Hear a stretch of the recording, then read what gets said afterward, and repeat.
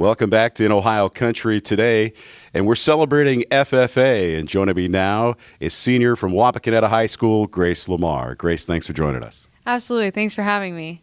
You know, one of the reasons we wanted to talk to you was about the FFA convention in Columbus recently, but let's start a little bit about yourself, growing up and your family life here in Ohio and actually in South Dakota as well, right? Yeah, so I actually was born out in North Dakota.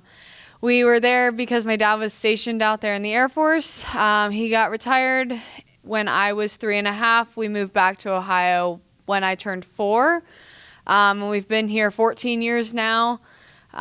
We have made a home for ourselves. My dad is an attorney. My mom's a teacher. I've never really been an agriculture-rounded family, but when I came to high school, I kind of decided that I was going to make FFA my thing, and I've taken it and ran with it since 8th grade. Since 8th grade. So when you started FFA in 8th grade, what were some of the projects that you were involved in, and how did that grow through your senior year?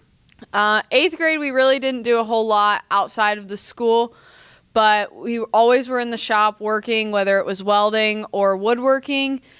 Freshman year came around and we kind of started getting into more like judging and stuff like that. One thing I really got into was soil judging, and then we also do livestock judging. So I was part of our dairy judging team my freshman and sophomore year. And then my junior year, I did general livestock. Senior year, I've been at the college, so I haven't really been judging, but soil judging was definitely one of my favorites as well. Explain why. I don't know. It's not something a lot of people like, but I just enjoy like seeing the different ways that the soils work. And from not coming from a farming family, you don't really understand the whole soil aspect. And so being able to see just the different textures and stuff with the soil has been super interesting to learn how to know what's good and what's not. Yeah, there's always a need for agronomists out there, and that's a bright future for anyone. You said college. Where are you at right now? Currently, I've been at Wright State Lake campus doing a general ag degree the last 2 years. I will actually transfer out to North Dakota State University in the fall to study agriculture education and hope to become an ag teacher. Hope you got a lot of warm clothes to take with you, right? Yeah, it's definitely cold out there. Let's talk a little bit about that FFA convention in Columbus recently.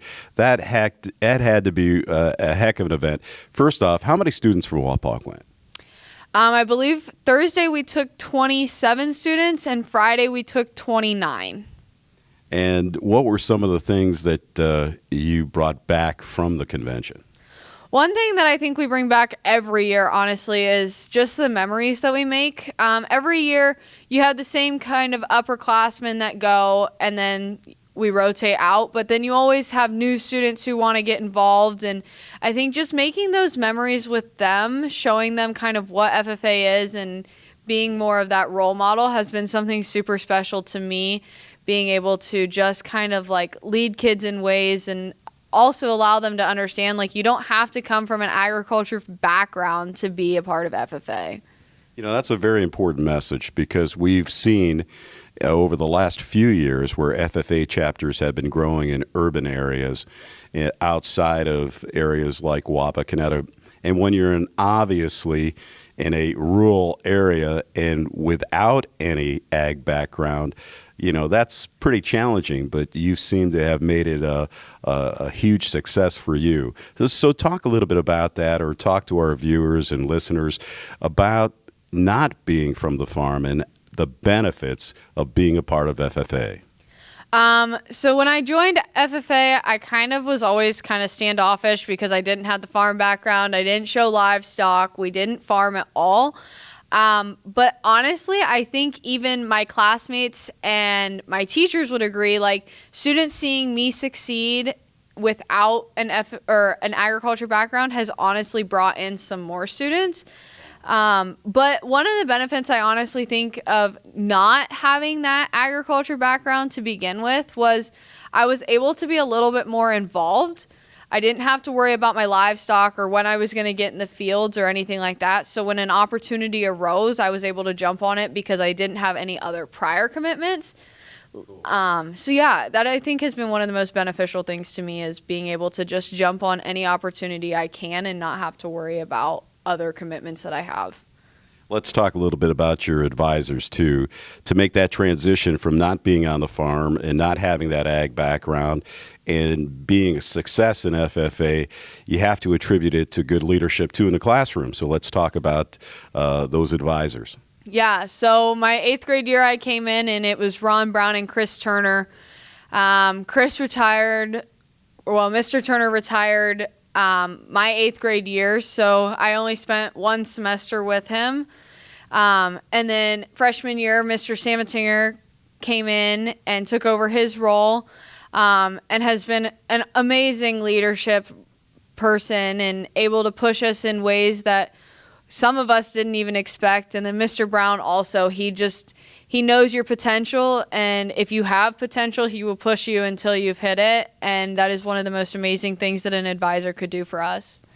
Have to give a big shout out to your grandpa, Randy LaMarr. We did a great story several years ago about him breaking down a very old barn and keeping that in a historical preservation, if you will, by donating it to Darke County. So that had to be pretty cool. I mean, still not growing up on the farm, but you were around that environment, and guys like Randy made it special for you, I'm sure.